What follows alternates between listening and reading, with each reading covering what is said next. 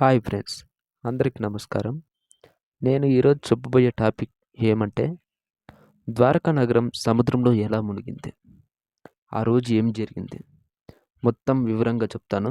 ఈ video skip చేయకుండా last వరకు చూడండి ఫ్రెండ్స్. ద్వారకా ఈ పేరు వినగానే మనకు గుర్తొచ్చేది శ్రీకృష్ణుడు. మహాభారత కాలంలో శ్రీకృష్ణుడు పొందిన ఈ నగరం ఇప్పుడు సముద్రం అడుగున ఉంది. భారత ఇతిహాసాలకు బలాన్ని చేకూర్చే ఆనాటి ఆనాల్లో ఇంకా పదిలంగా ఉన్నాయి. కృష్ణుడు పాలించిన ఈ నగరానికి ఏమైంది? సముద్రంలో ఎందుకు మునిగిపోయింది? ఆ రోజు ఏం జరిగిందో తెలుసుకుందాం. హిందువులు అతి పవిత్రంగా భావించే 4 ధామాలలో ద్వారక ఒకటి. ద్వారక అనేక ద్వారాలు కలదని అర్థం. వేదవ్యాసుడు రాసిన మహాభారత కావ్యంలో ద్వారక నగరాన్ని ద్వారావతిగా పేర్కొన్నారు. ఈ నగరం గుజరాత్లోని పశ్చిమ తీరంలో ఉంది. శ్రీకృష్ణుడు మధురలో కంసుడిని సంహరించాడు. దీంతో మగధరాజైన జరసంధుడి మధురపై అనేక దండయాత్రలు చేశాడు. దీంతో శ్రీకృష్ణుడు తనతో ఉన్న యాదవులను ద్వారకకు తరలించాడు. అనంతరం సముద్రం గర్భంలోని దీవుల సమూహాలన్నీ కలిపి అద్భుతమైన ద్వారకా నగరాన్ని నిర్మించారు.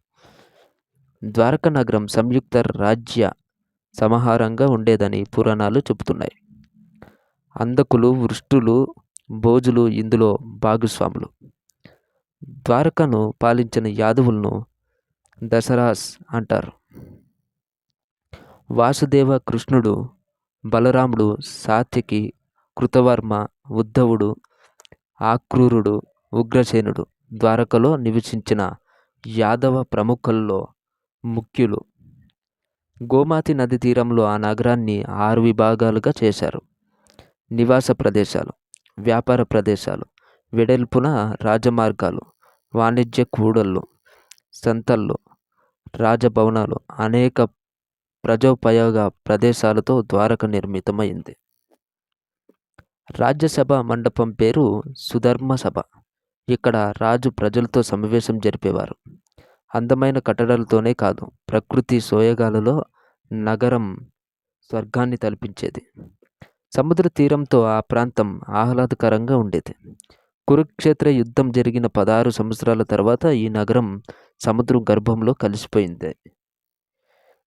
మహాభారత యుద్ధం క్రీస్తుపూర్వం 3138లో జరిగింది. ఆ తర్వాత 36 ఏళ్ళు శ్రీకృష్ణుడు ద్వారకలో నివసించాడు. కృష్ణుడి తర్వాత యాదవ రాజులు పరస్పరం తమలో తామే కలహించుకోవడం వల్ల సామ్రాజ్యం పతనమైనట్టు చెబుతారు. కృష్ణుడు అరణ్యాలకు వెళ్ళాడు. అక్కడి నుంచి నేరుగా స్వర్గానికి వెళ్ళాడని మహాభారతంలో ఉంది. అయితే ఒక బోయవాడి పూర్వజన్మలో వాలి బాణం వలన కృష్ణుడు గాయపడి దేహాన్ని త్యజించాడని మరికొన్ని పురాణాల్లో ఉంది. శ్రీకృష్ణుడు 120 ఏళ్ళు జీవించినట్లు చరిత్ర చెబుతుంది. ఆయన నిర్యాణం చెందగానే సముద్రంలో భారీ ప్రళయం ఏర్పడి ద్వారకాను ముంచెత్తిందని సమాచారం.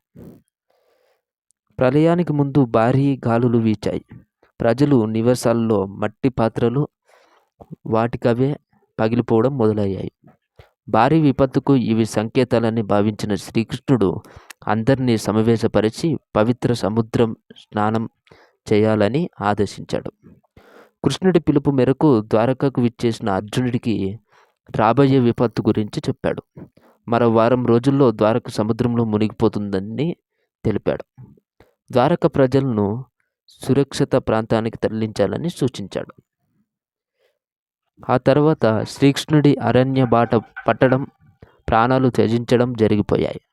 దీంతో అర్జునుడు, శ్రీకృష్ణుడు, బలరాములతో సహా యాదవులందరికీ అంత్యక్రియలు నిర్వహించి ద్వారక ప్రజలను, సంపదలను వాహనాల్లోకి ఎక్కించి సురక్షిత ప్రాంతానికి తరలించారు.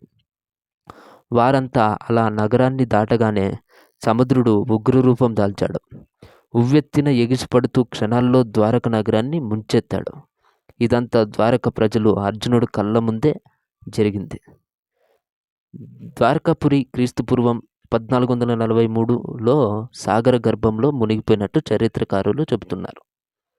ప్రముఖ ఆర్కియాలజిస్ట్ డాక్టర్ ఎస్ఆర్ రావ్ ఆధ్వర్యంలో జరిగిన ఈ పరిశోధనల్లో ద్వారకా నగరం క్రీస్తుపూర్వం 3150 ఏళ్ల కిందటిదని నిర్ధారించారు.